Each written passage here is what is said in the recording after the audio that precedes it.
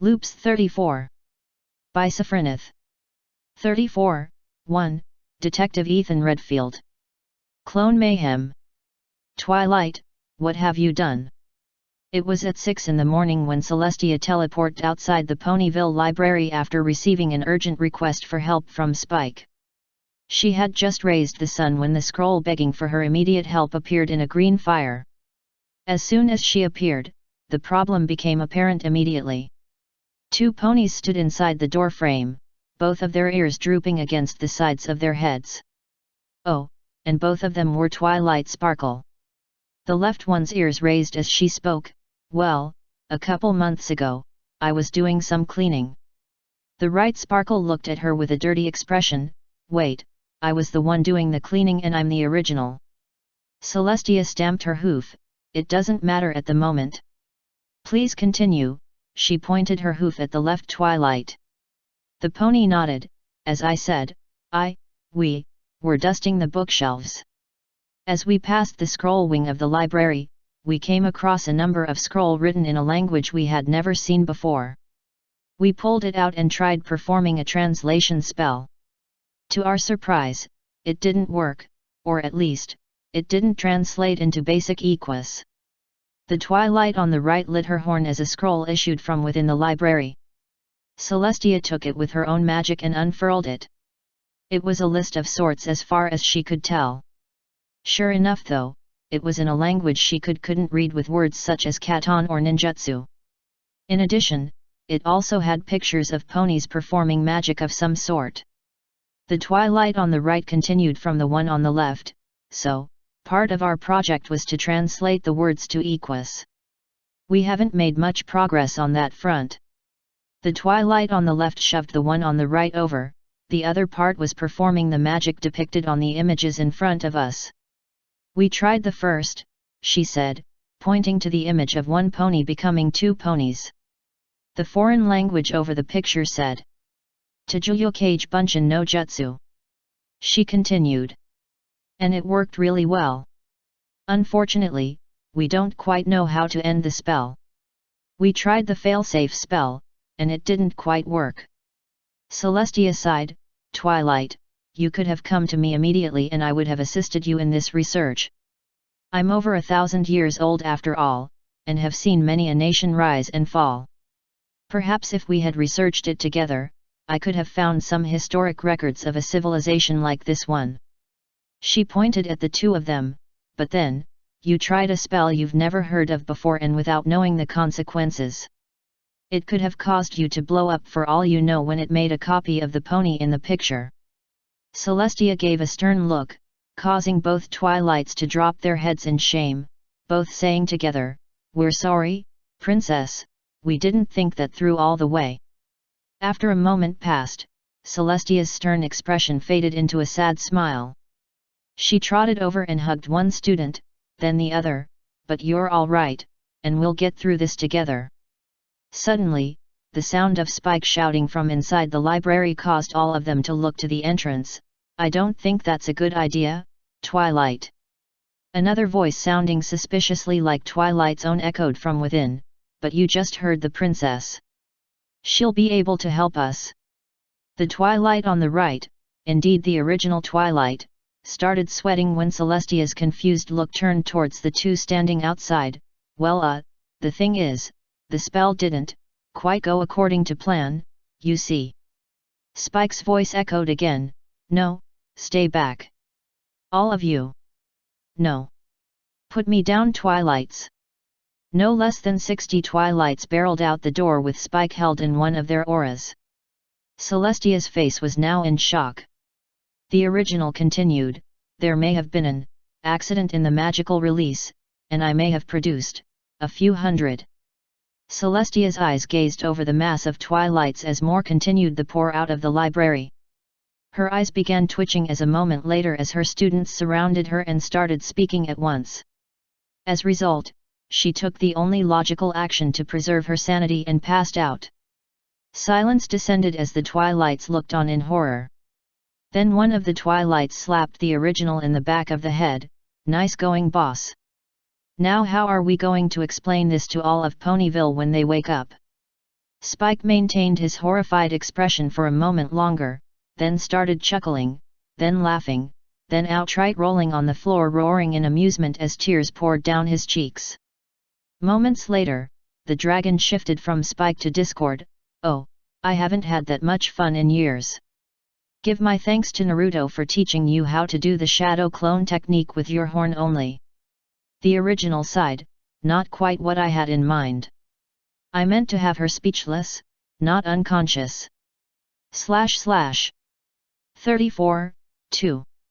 So, Luna said, holding a bedside lamp. What does this do? It's a lamp, Luna, Celestia answered kindly. It makes light through electricity. Ah, a thunderstone. Luna nodded. I see. Well, I know how to work these. Celestia was thinking hard. Thunderstone, oh, no. Luna, wait. Luna quite deliberately dropped the lamp, which hit the floor with a bang. The glass shattered. Because it's not a thunderstone, Celestia continued. It uses electricity which is generated at a dam, and then transmitted by cable to the palace and then to the lamp. You make it work by pressing the switch. Oh. Luna hung her head. My apologies, sister. What-ta? Both alicorns looked up. What was that? A cloud of black smoke puffed out from the fireplace, making them both cough. I am, ninja, some pony shouted. Then there was a series of whoosh noises. When they had ended, the smoke had gone, there was no sign of soot on the floor or furnishings, and the lamp was neatly reassembled on the dresser. Celestia reached up to her ear, which was suddenly itching, and found a black card there. Words in white read. Random acts of kindness a speciality. Well, she said, showing Luna the card. I don't know about you, Lulu, but I'm not complaining. Asterisk. Hiya. Cranky Doodle Donkey blinked, and was somewhere else. In fact, he was in a dining room, with a table set for two. What was that? A voice asked, and Matilda came in through the door, stopped, and put her hoof to her mouth. Oh. Cranky shrugged. Don't know how it happened, but a black card fluttered to the floor. Asterisk. So, this is a new thing for you? Twilight asked. Yep. Pinkie nodded, her black outfit somewhat obscuring her identity. The voice was still obvious, though. Random acts of kindness, hey? I can see it working. Do you advertise? Pinkie looked at her like she was an idiot. No, silly. Ninjas work in shadows. Which explains the black paper over all your windows, I see, Twilight nodded absently. You hiring? Nope. Pinkie shook her head. The fewer ninjas, the better. I can get 3 times as much work done alone as I could if I had an assistant. She dug in her subspace pocket. Oh, hey, I made these. Twilight examined it. What is it? Joke bomb. Like a smoke bomb, but laughing gas. I've only tested it once, though, and it didn't work out like I hoped. Not surprised, Twilight muttered. It did make Trixie's show a success, though, so she's hired me as the opening act.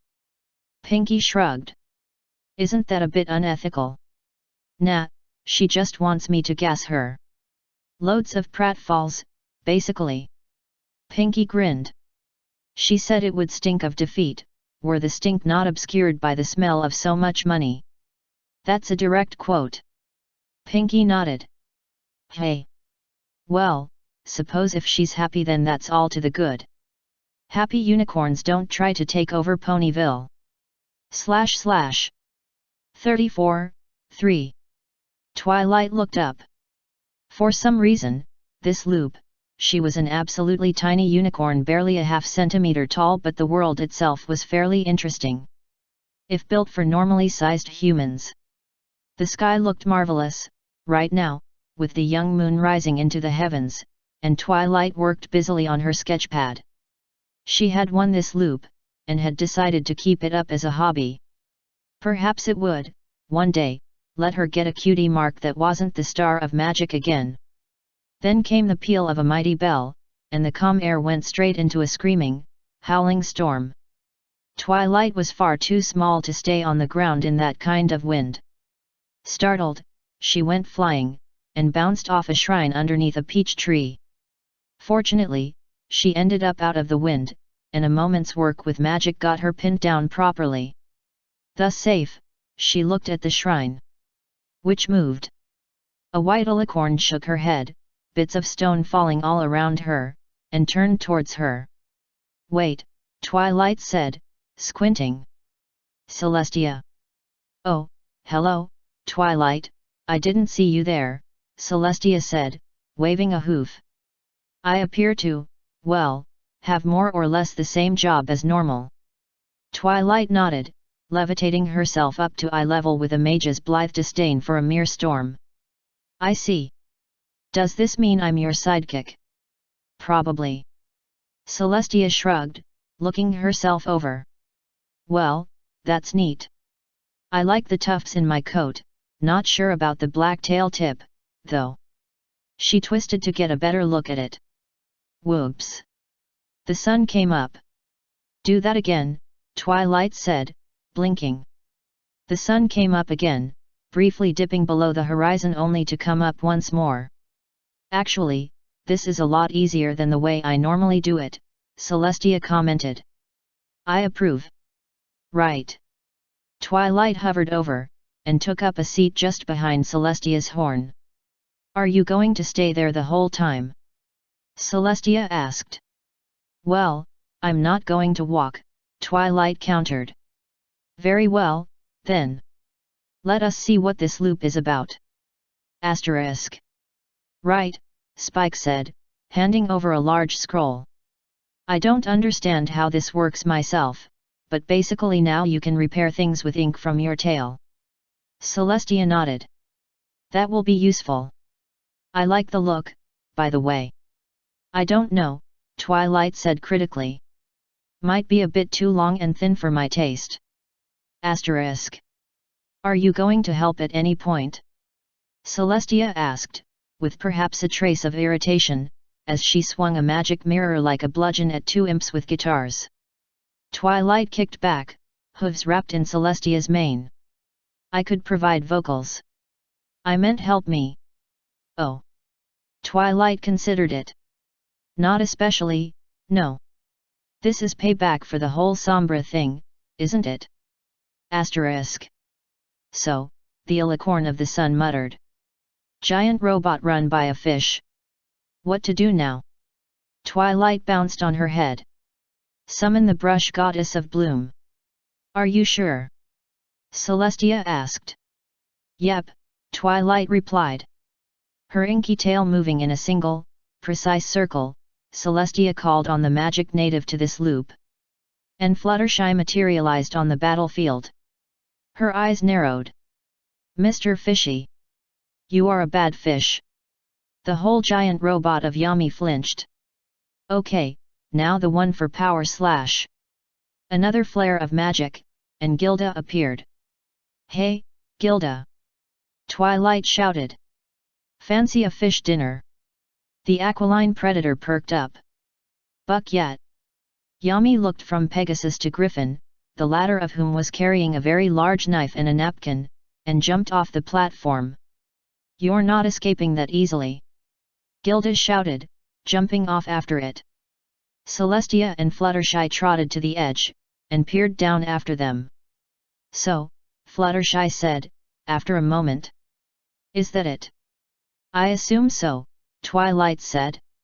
"Except for trying to paint an advert on the moon. Now that would restore faith in you. I may need Luna's permission," Celestia mused. // 34:4, Master Weaver. "Twilight, we've been friends for many loops now." The purple unicorn sipped her tea, giving her former teacher a polite, but confused look. "I sense this is going somewhere." "Well." Celestia sighed. "Yes. It's nothing personal, just a habit that irks me a bit. I've lived with it for a while, but... What? Twilight put her teacup down. If I'm doing anything to make you uncomfortable, you can tell me. It's really rather silly, and it's not really your fault. Celestia, don't make me break out the P word. That got a small laugh out of the alicorn. You'd really do that? Twilight shrugged. You're dancing around the subject, what works works. All right. Setting down her tea and taking a deep breath, the former mentor looked her former student in the eye. I want you to stop swearing by me. There was a quiet moment. That's it. That's it. Twilight nodded to herself. Hey. Okay. Okay, sure, I'll try. Also, could you pass the message on to the other loopers? It really is nothing personal, but when you can't tell if dear sweet your own name is an expression of affection, it tends to get on your nerves after a while. Oh, wow. Yeah, I get where you're coming from, all the sister loops I did. The unicorn shook her head. Wow, I never even thought about it. It was just an unconscious habit. I'm sorry. No, it's fine. You didn't know. They sat amicably for a little while longer. You know, we're still going to need to swear occasionally, Twilight pointed out. That might cause a bit of a problem. Swear by trees, Celestia suggested. They're fairly reliable. // 34, 5. Twilight. Twilight turned, already feeling tired. What have you rigged to explode this time? Trixie paused, then took out some notes and scribbled on them. Nothing. Now, if you will excuse me, I need to go replace some hydrogen with helium. If something catches fire, please shout about the equanimity before coming to help. With that, the blue unicorn left, not quite at a run. Zeppelin? Spike asked. I think so, Twilight replied. Right. You know what? Twilight said, not precisely to Spike. I think I'm going to go get her productively employed on something. Preferably a long way off. Asterisk. A moonshot. Trixie said, looking at the project proposal. Very interesting, Twilight. Yes, I think this should be a good long-term project. Should I work from Appaloosa, or the frozen north? Appaloosa makes more sense. Twilight pointed. You'd have the rail line. Though perhaps set up in days canter or so away from any of the actual population centers, since keeping a buffalo tribe in a town full of pioneers awake at night might not go well. Just put in a spur line, or something. That is true. Trixie nodded. Very well, I shall begin at once. A flash of light, and she was gone. Right, that's dealt with her for a few dozen loops. Twilight said, then looked upwards with a frown. Now, what do I do with this Zeppelin? Asterisk. Trixie trotted happily around her new work site. Everything is in place. Fuel, launch bunker, control room, all that is needed is the rocket. Picking up some sheet steel in her magical grip, she started an arc welding spell. Asterisk. Good enough, the blue unicorn pronounced. Now, where's that tritium? Asterisk. Trixie carefully wired up the last contact on her control board. Done. Now, can everyone clear the launch area? She chuckled at her own joke. She was the only pony in 100 miles. Launch in 5, 4, 3, 2, 1. Trixie hit the firing contact, and nearly tripped over a log on the road. Her wagon behind her didn't stop as quickly as she did, requiring 2 awkward half-steps and a skid to stop it overrunning her. Hold on a minute, she thought. Where's the launch pad gone? A purple flash lit the wooded road in front of her. Trixie. Are you all right? Fine, thank you, Twilight, Trixie replied, still frowning. But someone has stolen my entire launch range. The other unicorn shook her head. Okay, clearly it all happened too fast. Whatever possessed you to use Gravpinch Tritium? Well, Trixie read a very interesting proposal for a Project Orion, but it used weapons that were far too dirty. So she rebuilt it to use clean fusion weapons. Twilight face hoofed. Ce tree damnit, you're myopic sometimes. Project Orion was designed for out-of-atmosphere propulsion, not liftoff. Oh. Trixie paused. So you have been checking for me ever since I blew myself off the face of Equestria? Yes, Twilight replied. And next time, stick to chemistry. In fact, if you ever start getting involved in nuclear physics again, I may extract a pinky promise. Trixie shuddered. Understood. // 34:6. Angel Bunny kicked the spinner, managing somehow to convey total and utter disdain for all of Equinity. Quite an erudite rabbit, really. Green, Fluttershy read off, and moved her left forehoof carefully to touch a green circle. Angel kicked the spinner again. Ooh, Discord said, squinting. Feline. Chrysalis frowned, and her ears shifted to cat ears. Another kick. By now, Angel was reading a book. Blue. Twilight entered the forest clearing. Hi, guys, okay, what the hey are you all doing? Discord grinned, which was quite impressive, seeing as he currently had the head of a crocodile. Chrysalis shrugged, awkwardly. Discord calls it shape twister. Says it's good practice. Oh, fair enough. How's that going, by the way? Ears and tail, mostly, Chrysalis admitted. Biology is hard. Discord finds it easy, though. That's because I basically ignore it, Discord stage whispered, changing his crocodile head back to normal before putting his right arm on red. Just the arm. Not the rest of him. Okay, that has to be cheating, Chrysalis said, scowling. Whoa. Twilight winced as Pony, Changeling, and Draken Equus collapsed in a heap. / 34:7. Dash looked over the paper. Twilight, you sure about this? Twilight shrugged. Well, organizing things worked so well when I did it at the winter wrap-up, and quite frankly the whole weather schedule seems very complicated quite unnecessarily, really, so here's my plan, and I'd like to give it a go. Well, Dash looked at her friend askance. If you say so, Chui. But this ain't gonna go well. Thank you, Dash. Twilight grinned. Asterisk. What's up with the weather, I'll ask you, Applejack muttered to Twilight, as she dragged a cart to market. 4 months o' constant sun. The apples ain't gonna take much more of this. Let me tell you, I have half a mind to track down -and. Twilight coughed. Yeah, dry throat and all, too, Applejack said sympathetically. Asterisk.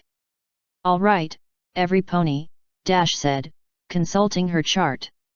That's 128 days, on the dot, so that's it for the sunny period. Several Pegasi sighed with relief. Derpy had her hooves hooked into a small cloud, and was dangling upside down from it to stay in the shade. What now? Raindrops asked. Well, according to this plan, we're past what's called Garam, and into what's called Khalif. Silence greeted that announcement. Yeah, I dunno either. But it looks like tomorrow is going to be a storm. Dash flipped onto the next page. As is the day after. And. Hold on a sec, guys. Flip. Flip. Flip flip flip flip flip flip flip. Hey. Thunderlane crowded around to look at the weather plan. Wait a section. That's 3.5 months away. Yeah, Dash confirmed, contemplating the work ahead. Then clapped her hooves. Okay, looks like we get to just shove a storm cell on top of Ponyville and keep refilling it for, basically ages. Asterisk. This is not working, Dash said to Twilight. Yes, thank you, I had gathered that, Twilight replied, keeping a shield spell over her book collection. They had to be shielded. After all, they were on the balcony in pouring rain because Ponyville was flooding. Note to self. Ponyville is not suited for a monsoon climate. Maybe, rather than just becoming an alicorn on occasion, it would make sense to reverse engineer Star Swirl's spell and learn how to untransform.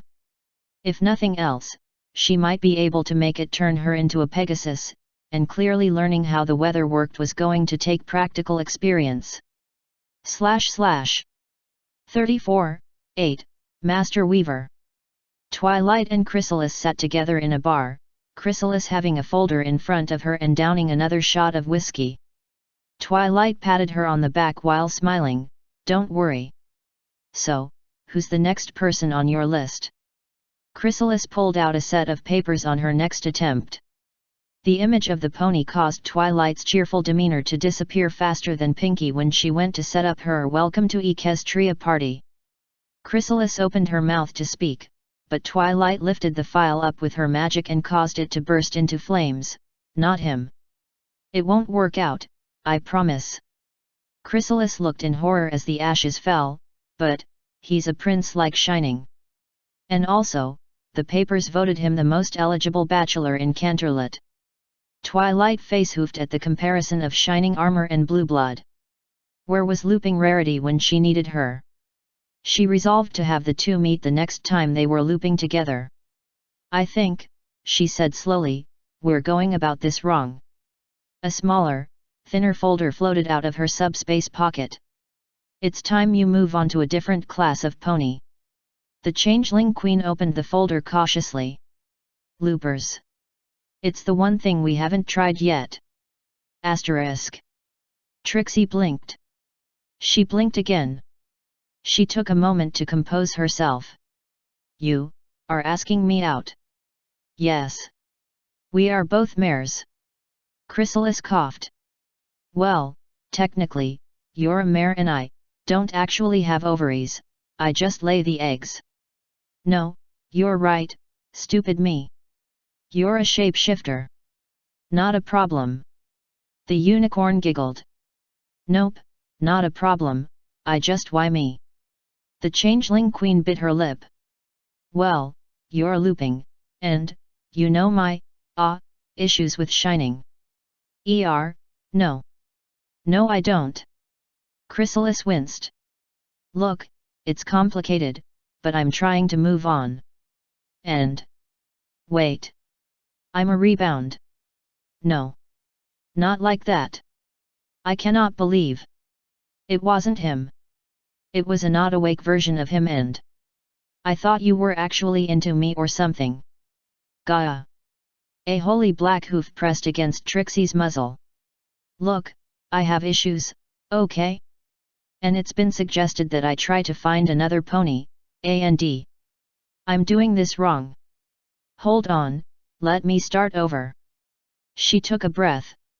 "Miss Trixie Lulamoon, you have caught my attention, would you give me a chance to catch yours?" The unicorn stared at her. After a moment, she shook her head. "You know, for a species that literally feeds on love, you are terrible at this. My last stable romantic relationship was with an escaped slave of an enemy nation while we were both constantly hunted. It kind of just happened, situation, thing." Trixie shrugged. "Okay, you know what, okay. Sure. Why not, let's see where this goes."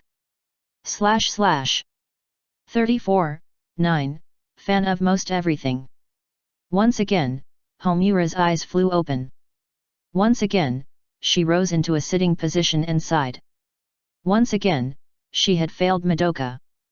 Then she noticed that she was naked. And had hooves. She didn't scream or boggle at the sight. She'd seen far stranger within witches' barriers. Instead, instincts honed by an endlessly repeated month of struggle had her reaching for her soul gem. Which she dropped. Because she had hooves. Homura took a deep breath. She wasn't sure what was happening, or why. There was a very real possibility she had gone insane, or had become a witch herself, or both. Still, she could get through this. She had endured far, far worse than fleeting annoyance, and no doubt there was worse yet to come before she could finally rest.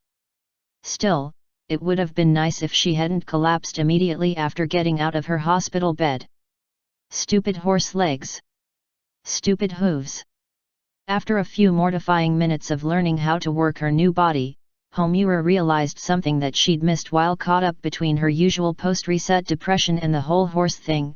She didn't recognize her room. It was different. She was different. If ever there was a chance to save Madoka, this was it. Asterisk. Nurse Tenderheart entered the room and beheld one of the chronic patients, a filly who had barely been able to move for years, jumping up and down in joy. The nurse smiled. Such were the miracles of modern medicine. Congratulations, Daybreak. The purplish-gray little unicorn seemed to halt in midair. Once she landed, she put on a terribly serious, composed expression that did nothing to hide her furious blush. Tenderheart kept a straight face thanks to years of pediatric experience. Checking the clipboard she had in her fetlock helped too.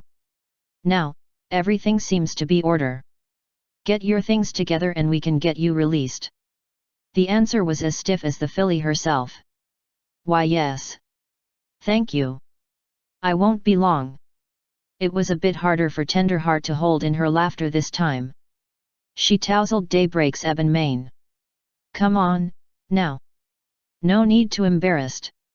This is a big day for you. It's only natural to get excited. Daybreak's lips slowly curved into a smile, as if she were afraid her happiness would be taken away the moment she tried to enjoy it. She blinked. Were those tears? And nodded. Okay. Tenderheart matched her smile for smile. Atta girl. Come down to the lobby whenever you're ready. Asterisk. Homura moved quickly. She needed to. She couldn't take the chance that Kyubei wasn't still plaguing the planet, which meant that she only had about a day to keep a cat from dying. Otherwise, as in that first go-around so long ago, Madoka would resurrect it with her contract wish. Luckily, it seemed some part of her remembered this new room as well as she did the usual one, the same part that had spoken English with a fluency she'd only felt in the classroom after a few dozen loops. She knew where everything important was, and in some cases, what it was. The twin pouches were apparently saddlebags, and they were where she stuck the few personal possessions that had made the room more than a place to wait for either recovery or death. It wasn't until she reached her glasses case that she realized that her vision was still blurred. Homura whipped out her soul gem with an impatient snort and once again willed her eyes to perfection. Once the world came back into focus, she blinked. What she saw didn't change. Her soul gem's light seemed to have escaped the little jewel and was now surrounding it, making it float in midair. Then she noticed a matching light above her eyes. The soul gem drifted back into one of the saddlebags, as if responding to its owner's unspoken thoughts. The light faded. Homura decided to take a quick detour. Old and new memories agreed that the room would have an attached bathroom, which would have a mirror. Asterisk. Homura moved down the hallway in a mild daze, trusting the strange intuition to guide her to the lobby. She wasn't sure how to feel about being a unicorn. Deep under the layers of emotional scar tissue, whatever was left of the awkward girl she'd been thought she was absolutely adorable. Another part of her was wondering about the marks on her rump. The diamond she recognized from her fingernail and soul gem, and the twisted loop overlaying it seemed to be the symbol for infinity. Her new memories knew it was important, but couldn't say what it meant. A third was wondering how being a tiny horse would affect her magic. A fourth came back to whether Kyubei was even here. Would there be any witches to fight? If not, how long could she last if she kept her magic use to a minimum? A fifth. Well, in any case, it was entirely understandable when she walked into an adult horse's legs. Homura stumbled back. Sorry. I wasn't. It's fine. The horse pony, her new knowledge insisted, seemed to be female, given her voice. I've certainly been lost in thought before. She was also a unicorn, Homura noted, her coat a more vivid shade of purple. Well, I see you two have met, said Nurse Tenderheart. Daybreak, this is Twilight Sparkle. She'll be looking after you. What? A second later, Homura realized she was physically younger than normal. Too young, it seemed, for an apartment of her own. She may not even have the funds available to afford rent. The nurse seemed to be expecting her reaction. I know, Mr. Cueball had already volunteered to take you in, but, well, he's coming in as you're coming out. He's sick. Homura gave a silent cheer. Sure, the name could be a coincidence, but she was willing to bet all the money she might not actually have that Cueball had red eyes, a white coat, and an obsession with thermodynamics. Injured? Can't say why. Or won't. Tenderheart shook her head. Stallions. In any case, Miss Sparkle offered to take his place. Twilight nodded with a grin. I think we're going to have a lot of fun, Daybreak. Her voice had the cheery condescension found in most people's talking to children voice. Daybreak Heart. That was her name. Or, at least, it was what every pony? Seriously? It was what every pony would be calling her. Homura gave a small smile of her own. I hope so. She was already devising a plan for getting out from under Twilight's hooves. As the two unicorns walked out of Ponyville General, Homura asked, How well do you know the ponies here, Miss Sparkle? Well, I'm no Pinkie Pie, but I'm at least acquainted with quite a few pony villains. Why do you ask? Well, it was worth a shot. Homura considered how Madoka might appear in this timeline. Would you happen to know a girl about my age? Pink coat, kind to a fault, wears ribbons in her hair. Twilight considered this for a few steps before shaking her head. Can't say I do, but Miss Chirilli might. She's going to be your teacher. I can introduce you to her after you've gotten settled in. Homura held back a groan. Of course it wouldn't be that easy. I see. Is she a friend? An old one, but we've lost touch. Homura drooped a bit. I don't even remember her name.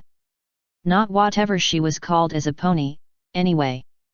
Strawberry Ribbons, maybe? I'm sure you'll find her soon, Twilight assured her. Homura simply grunted. Empty words were about the best she could expect from adults. There was a flash of light, and the filly came to halt, her head darting up. A translucent sphere had sprung up around her, leaving the outside world a bit dulled and blurred, like a light fog. Walk with me, Daybreak. Twilight's voice had steel in it now. Homura started walking. It seemed like a very bad idea to disobey that voice. She turned to Twilight, whose horn was faintly glowing. What's going on? The spell. Twilight gave a wave of her horn in no particular direction. It's a privacy field. Any pony who might be eavesdropping on us will only hear the sort of empty chatter I was subjecting you to until now. The situation? You tell me. About an hour ago, a trans-equine entity manifested in my house and told me that a temporal energy burst would erupt in the foal's wing of the local hospital, and that I should be there to pick up a very confused filly before she hurt herself or others. At least the mare sounded like she was speaking to an equal now. Still, there was a problem. I don't understand, admitted Homura. Neither do I. I was hoping you could tell me who she might be. She identified herself as Eternal Hope. Does that help? Homura shook her head. Even if I knew her, it wouldn't be by that name. Do you know of humans? Twilight grinned. I see. I thought that might be the case. What's your actual name? Akemi Homura. Ah. Twilight nodded, as though this told her everything she needed to know. I have a theory. Are you familiar with the term memory leak? Not really. Well, if a computer program. You know what computers are. Homura hadn't seen so much as a pixel since she'd woken up. It was honestly a bit disconcerting. I know a lot of things. Twilight resumed the lecture. Anyway, if a computer program requests memory but doesn't release it, that memory can stay tied up. If the program runs over and over, it leaves more and more memory locked up. Over and over. Is that why I'm a pony? Homura asked. Because I looped too many times. Twilight shook her head. No, no. Imagine the leaking program is deleted, but the memory it allocated finds its way to another program that can use it, but has to change the file format. Well, the analogy kind of breaks down at that point. Homura wasn't listening. Her attention had latched onto one word. Deleted. She lurched to a halt. What do you mean, deleted? Twilight opened her mouth, but decided against whatever she was going to say before she could say it. Well, it's probably best you get the explanation from the best source. We're here. She dropped the privacy bubble and opened the library door. Asterisk. Homura trudged through, too lost in thought to notice that she was walking into a living tree. Her gaze stayed on the floor before her until a pair of hooves came into view. She looked up, her eyes widened, and she dropped onto her haunches, mouth agape. Eternal Hope was a full-sized horse, pink as strawberry ice cream. Her mane and tail were cascading streams of energy, shading from magenta at the roots through purple, reaching royal blue by the tips. She had both horn and wings, and her cutie mark was a teardrop overlaid by a fat red X. Despite all this, Homura recognized her smile in an instant. Madoka. Madoka nodded. Hello again, Homura-chan. Tears welled in Homura's eyes, and she wasn't sure why. I'm so confused. Are you a magical girl? Are you safe? Is Valpurgis? She fell silent as wide, pink wings embraced her. SHH. Madoka held her friend in her forelegs. It's okay now, Homura-chan. You don't have to worry about me anymore. With a chaste kiss to the forehead and a quick spell, she guided the unicorn to sleep. Once Homura was resting, Madoka looked up at her hostess and gave her a grateful nod. Thank you, Twilight. It was my pleasure, Twilight said sincerely. Friendship problems are something of a speciality of mine, after all. So it seems. Madoka's ears flattened, her smile taking on a melancholy cast. It's a shame you won't remember this. Twilight tilted her head. What do you mean? I'm the anchor of this loop. She began casting the first memory spell she could remember, already thinking of others besides. I'm afraid I don't leave much of an impression on people. You'll see when I leave. Or, rather, you won't. With no further preamble, the alicorn transformed into pink energy and imploded, taking Homura with her.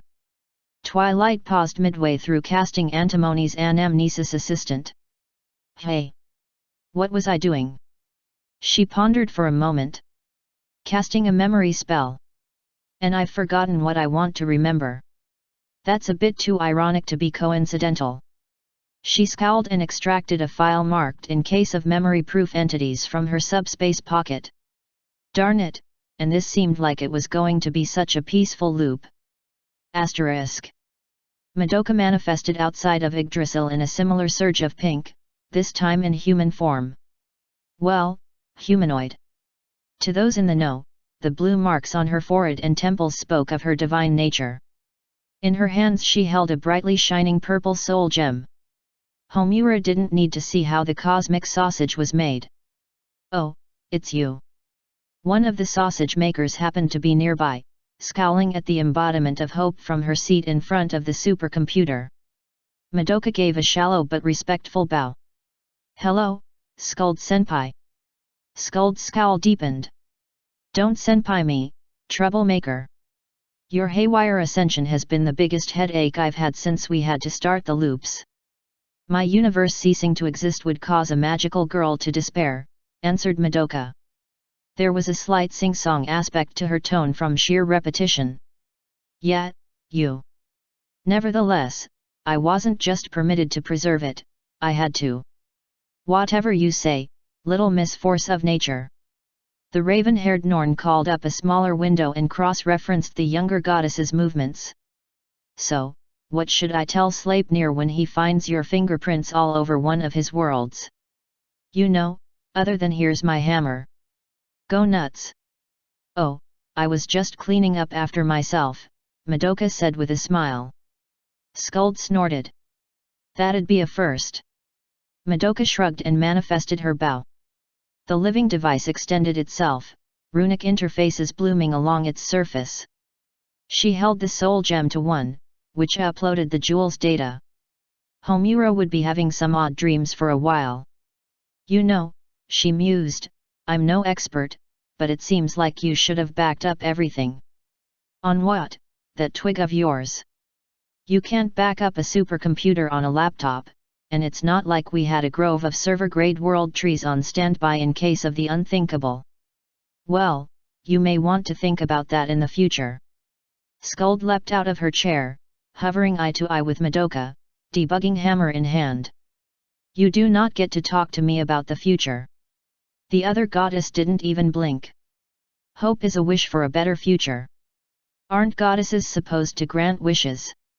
Skuld sputtered for a bit, her grip on her hammer tightening to white-knuckle intensity.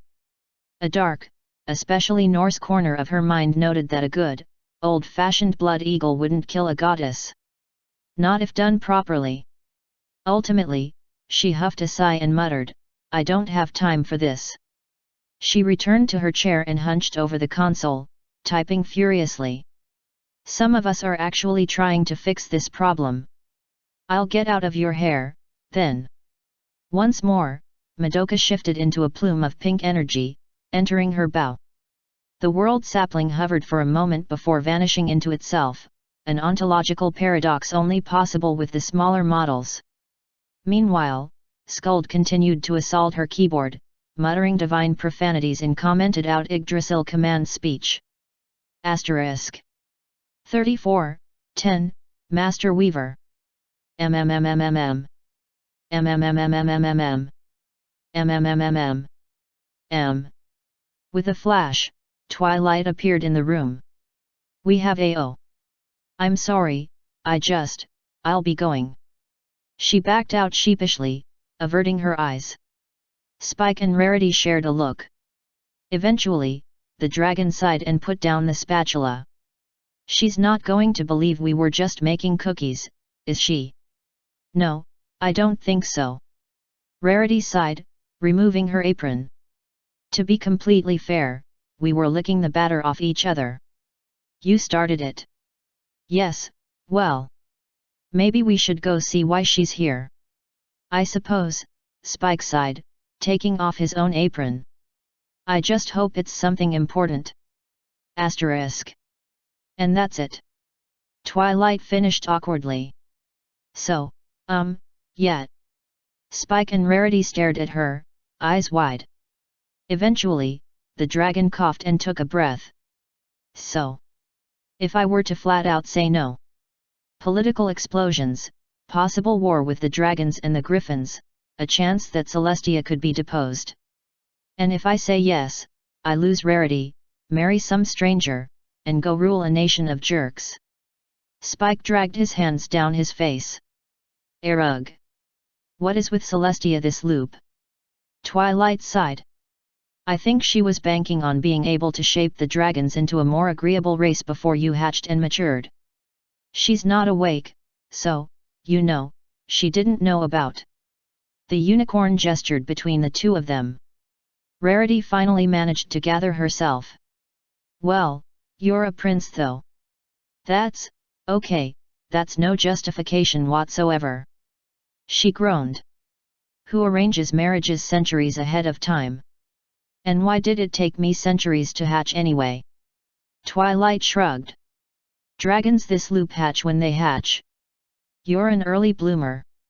She levitated over the copy of the treaty. Anyway, when Celestia heard about you two, she sent me this. If we find a loophole, you guys get to stick together. We've got 3 months. Go. Asterisk. Spike cheered, slamming down a lawbook. Aha! If I choose to abdicate in favor of my cousin, the treaty with the Griffins will technically be fulfilled. Except your only cousin that still qualifies is still in an egg, Rarity pointed out, and part of the treaty stipulates renegotiating the trade agreement within a year of coronation. She sighed, looking up from the genealogies splayed in front of her. I don't think we're going to be able to find a peaceful solution to this, Spike. It's been 2.5 months. We've still got half a month, and I am not going to give up on this. I won't abandon you even if I have to divorce my fiancé after the wedding. Ah, that's so sweet of you.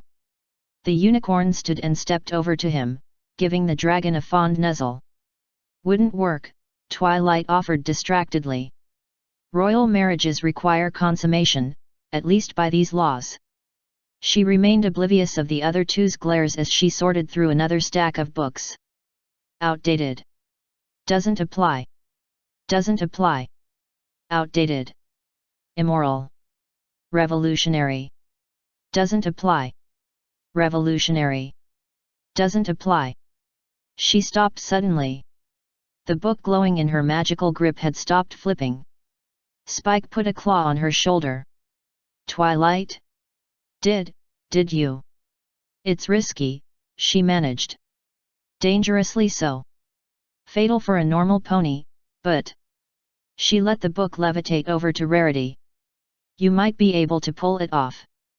The ivory unicorn took the book, reading down the page. Rather uncouth, don't you think? Yeah, well, it's the only viable option so far. Twilight shrugged. I'll keep looking, but you should start training now. Asterisk. Silindavri wrapped her tail around Spike's, draping a blue arm over his shoulders. Don't be so nervous, darling. Please, please don't call me darling. She patted his chest in understanding. Of course, of course. My big strong Drake doesn't need such frilly nicknames, does he? Relax. In but a few minutes the ceremony will be over and we can move on to important things. A gentle smile graced her snout. I know how hard this is for you, leaving the ponies, but it really is the right thing. And don't worry, you'll be able to see them fairly regularly. Oh, and of course I will help you adjust to life in the conclave. Spike rose an eyecrest, giving her a look. Really? It's why I'm here, da iron pecs. Silindavri wrapped a fist against him. Really, though, those are impressive. Ah, that's our cue. She patted his shoulder gently and began to walk across the volcanic ash, a serpentine silhouette against the red and gold glow of the lava flows. After steeling himself, Spike walked after her. Some accommodations had been made for Spike's friends, of course. The dragons had arranged for an area filled with cooling charms and magical shields repelling the molten rock, where the ponies could watch the glorious wedding of the dragon prince. It was oddly quiet in that region, a contrast to the thrumming of the dragons surrounding the crater. Rainbow Dash and Applejack were fidgeting in their seats. Pinkie and Fluttershy couldn't help but click their hooves together as they watched. Twilight and Rarity seemed oddly calm. Finally, the couple stopped in front of a massive dragon, black as the sky with wings large enough to wrap over the entirety of Ponyville. He turned his red eyes on Spike, and from him to Silindavri. A match between the line of Horvem and the line of Kryn. A portent of things to come, perhaps. He breathed in, not noticing the significant glance between two unicorns. Who here would dare object to this match? There was rustling among the watching dragons as Rarity stood. She walked out of the protective circle, horn gleaming as light wrapped tightly around her. Silindavri turned to look at her, surprised and annoyed. Rarity Bell, child of the line of Platinum, claim this match unfit. I expected opposition, the blue dragon said, but not from you. A black claw waved her to silence. She is within her right to object, should an elder not. The red eyes scanned the assembled dragons. Does anybody else challenge this match? There needs be no other challenge. I invoke the right of claim. That got a murmur from the dragons watching the scene. It's a trick. One cried. She's a disguised alicorn. I assure you, my good sir, I do not have access to any such power. I am nothing but a tailor. Celindarv sighed. You are a pony, Miss Rarity. To fight me is to die, and I do not wish to sully my wedding with an international incident. Then you concede. I would refuse. Rarity shook her head sadly. The line of Horvem has truly fallen to produce a dragon so frail. The blue dragon narrowed her eyes. Careful, pony. I am being merciful, and I know how much your kind values that. Yes. We do value mercy. That is why I am invoking claim instead of treachery. The mutterings of the dragons behind them ceased at once. An interesting statement, rumbled the black behemoth. A threat, perhaps.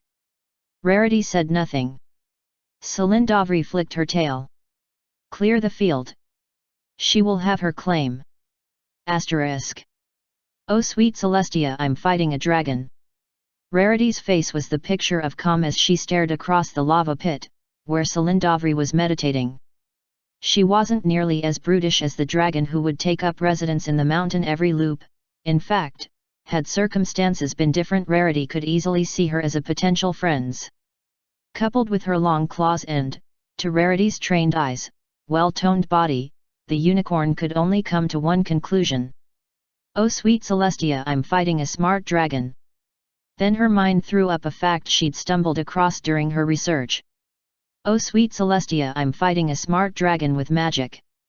The unicorn took a deep breath, thankful for the environmental filter spell she'd cast, and let it out. She'd fought smart dragons with magic before, on rare occasions. True, those were usually fused loops, and she was usually an alicorn for those fights, where here she had to avoid becoming an alicorn in order to keep her claim legitimate. Still, this wouldn't be as hard as it looked. Now if only she could convince the part of her that was a quivering ball of horse of that fact, and concentrate on strategies. I'm going to die. I'm going to be immolated. I'm going to cease to be. Rarity told her instincts to shut the Tartarus up. Death was temporary and any way she could easily avoid it. I'm going to be torn to bits. She told them to shut up please, she was trying to concentrate. I'm going be gobbled up. With a sigh, she mentally grabbed her instincts by the ear and slapped them repeatedly. This, in retrospect, probably explained the headache. The black dragon took a breath. The time of preparation has ended. Celindarv snapped forward and slammed her magically glowing claws where Rarity had been half a second ago. Asterisk. Jump. Run. Dodge. Cast. Look. Roll. Spell. And then, suddenly, Celindarv backed away, tilting her head. No, you are the smart one, aren't you? You're playing to your strengths. She smiled. Very well then. Rarity had less than a second to react before the fire hit her. The blue dragon let out a sigh. Tactics are important, but power is too. The fire suddenly rippled unnaturally, tightening and compressing until it wrapped around the unicorn in a fanciful, glowing dress. While I agree, I do think theatrics play a part as well. The two women circled cautiously around, now truly assessing each other. Occasionally, Celindarv's tail would flick a boulder at Rarity. She'd destroy it, naturally, but always did so in a different way. Her return volleys were similarly countered, once by claw, once by wing, once by magic, and then again by claw, but not the same manner as before. The battle had become a series of small, tense tests as the two attempted to get a feel for each other. Celindarv suddenly feinted with a claw, so obviously that Rarity was already dodging her snapping jaws, itself another feint as the massive tail wrapped round and flung her into the air. With the glow of her horn, gravity was negated. She smiled, lounging in the sky as her flaming dress whipped in the up-currents of the crater. I must say, the view is striking from up here. Very powerful. I can see why dragons chose this as a meeting place. It was something of an inspiration to me, actually. Silindavri nodded back, a small smile on her own face as her wings snapped out. I'm glad I got to share it with you. A single flap propelled her toward the hovering pony. Of course she wasn't expecting Rarity to suddenly fall straight at her, weighing as much as Cerberus himself. When they hit the ground, the unicorn rolled off, glancing at the dragon behind her. Still breathing, and much more surprisingly, attempting to get up. Are you all right, dear? I don't actually want to injure you permanently, just convince you to concede. You are quite good. Silindavri shook her head as she stood. Thank you, dear. But not good enough.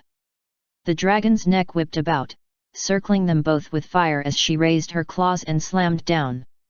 Rarity couldn't help but let out a pained cry when she felt the magic around her being torn away as easily as a sheet of paper. Even with her own admittedly vast stores of power, it would be incredibly difficult to weave a spell without a field of magic around her. Then Silindavri swung a claw at her. Technically, her horn was glowing. Technically, she did forge the shield that protected her.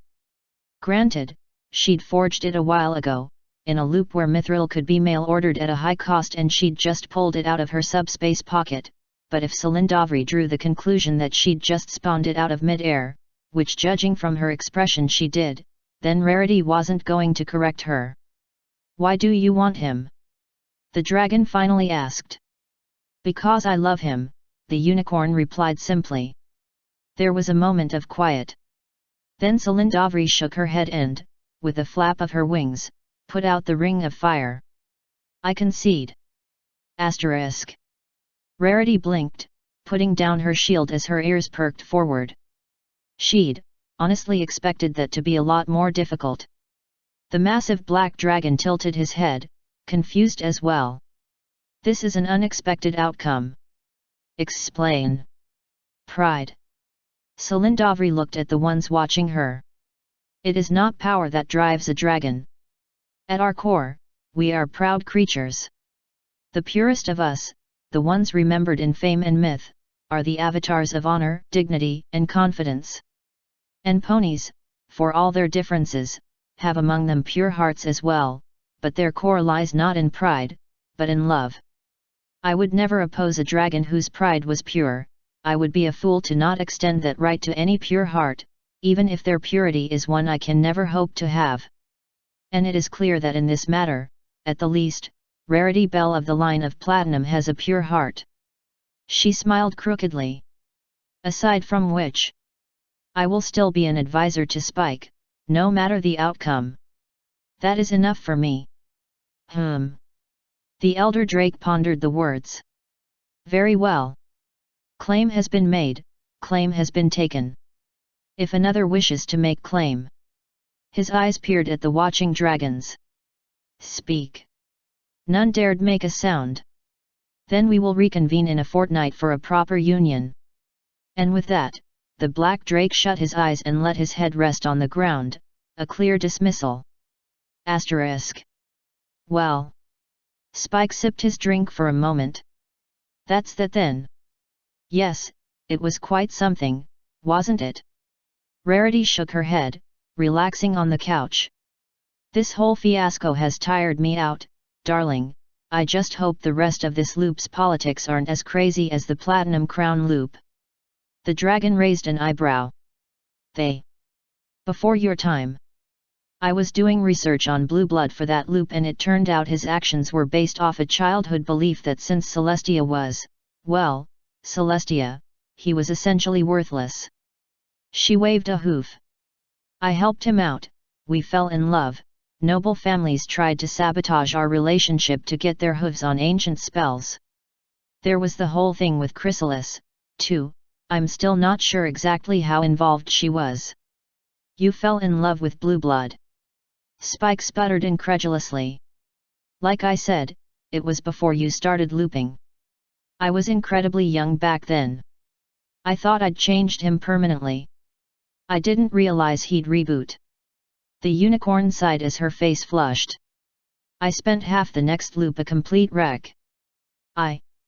Rarity looked up at Spike, smiling gently. I'm glad I learned that lesson before you started looping, darling. Don't hold on to that which is fleeting, but cling to that which truly matters. Spike blinked. Then, slowly, he chuckled and shook his head. Well, thank you. Really, though, Blue Blood? I cannot figure how that one happened.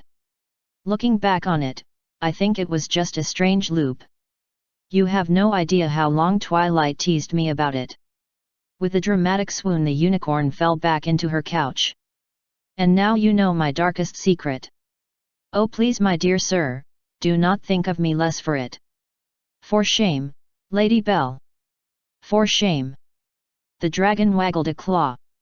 Naughty, naughty. It only took 3 seconds for the both of them to collapse in helpless giggles, Rarity moving to make room for Spike to sit down. They leaned into each other, laughing for a good long while. Eventually they managed to collect themselves, looking at each other and sharing a smile. Then Spike took a breath. You know, we're lucky Cadance is awake this loop. Oh. Rarity tilted her head. Why? Because she would kill us both if I did what I'm about to do while she wasn't.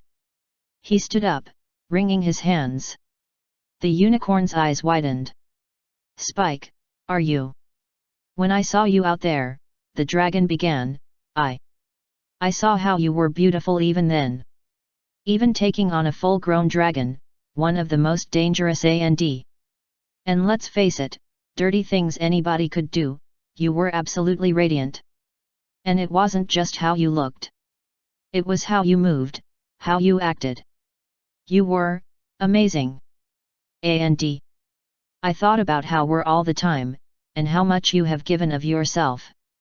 Rarity, you're a wonderful pony. An incredible pony. And seeing you out there, I realized I didn't want to lose you, even as temporarily as one loop. He reached into his subspace pocket. Honestly, I've been waiting for a loop where we're all awake. The girls, the princesses, shining armor, the crusaders, and their friends, Trixie, Gilda, Chrysalis.